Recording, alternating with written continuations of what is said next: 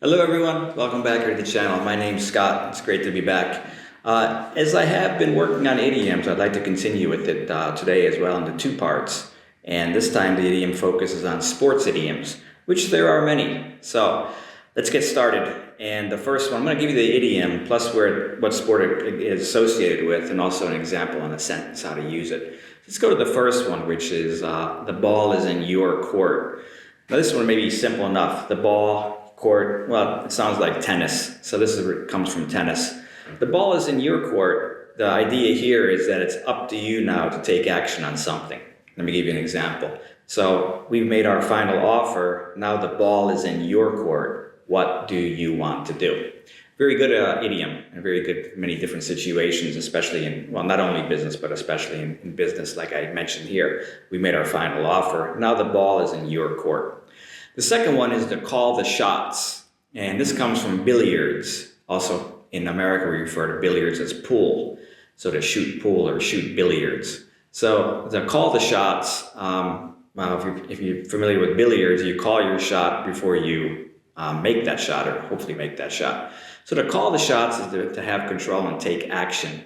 Let me give you an example on this one. So he is not the leader of the group, but he always calls the shots, meaning that he always tells others what to do and makes the decisions. So to call the shots is to be the decision maker, to take action on what to be done.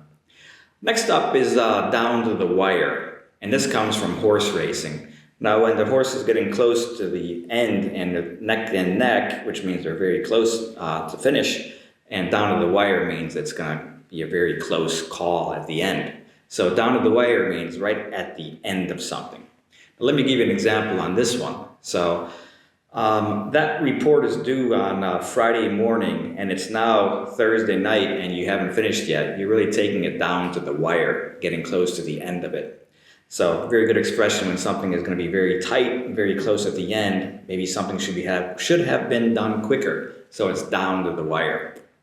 Next up is going to be give it your best shot. Now, I don't necessarily advocate hunting. This idiom comes from hunting, to give it your best shot. And to give it your best shot means to do your best, to try your best to succeed at something, whatever it is. So give it your best shot. So now I'll give you an example on this one as well. So you haven't studied too hard for the examination, but give it your best shot and see how well you can do. So make the utmost effort. Very good expression, very good idiom. Give it your best shot. Next is go to bat for someone. Now I'm saying bat here, so bat can mean the bat that flies, or the bat like a baseball bat. And since I'm doing sports idioms, this is a baseball bat. It comes from baseball. To go to bat for someone means to defend someone, support someone.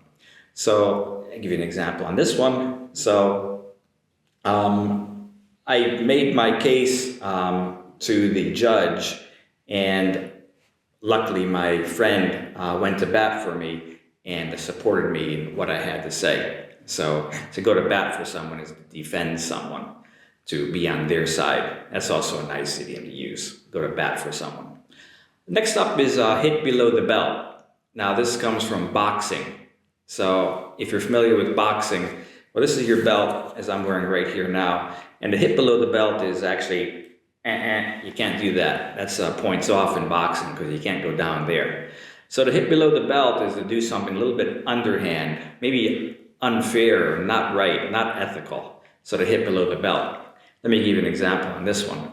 So she really hit below the belt when she brought up his past trouble with the police.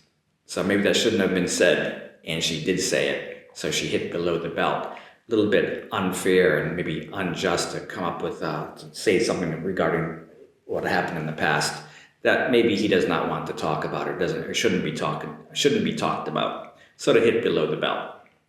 And next up is to keep your head above water. And this is related to swimming. So when you're swimming, of course, you want to keep your head above water, because if you go below water, you're going to drown. You don't want that to happen. So to keep your head above water. Now this idiom idea is not really succeeding, but surviving. So to keep your head above water.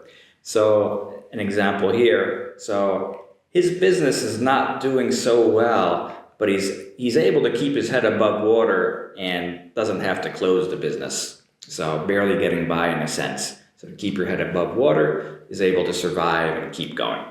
Also a good idiom there, and hopefully you can get even further above the water and succeed and do well. So keep your head above the water.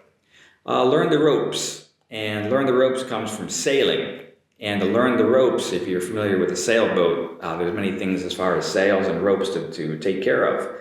So to learn the ropes is to learn what to do in different situations, especially something new like a new job. So to learn the ropes.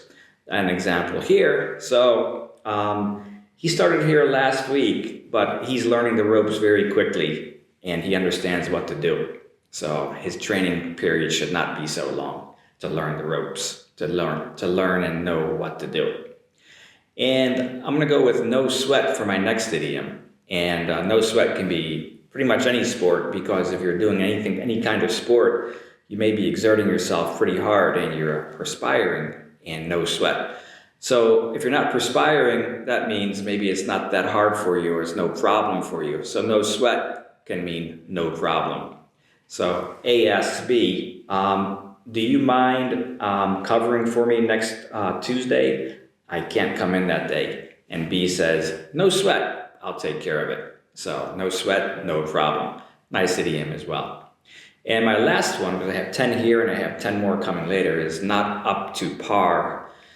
Now, if you're familiar with golf, you know par is used in golf. Now, the spelling, as you see on the board here, is par with the P-A-R. So I just want to focus on making that proper R sound in English, par.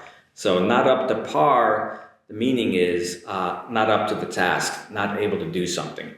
And I'll give you an example here. So we thought he might be qualified for this certain position, but he wasn't up to par, so we have to find somebody else. So not up to par is not being capable or sufficient to do that certain task or that position or whatever it may be. So not up to par. Could be a little bit unqualified as well. So not up to par. Okay, everybody, very good on those. And we have 10 more coming soon. So thanks for watching, everybody. And if you have any comments or questions, please do let us know. And if a like and a subscription comes from you as well, if you're a first timer, we'd greatly appreciate it. Thanks for watching. We'll be back here again soon. Until then, have a great day.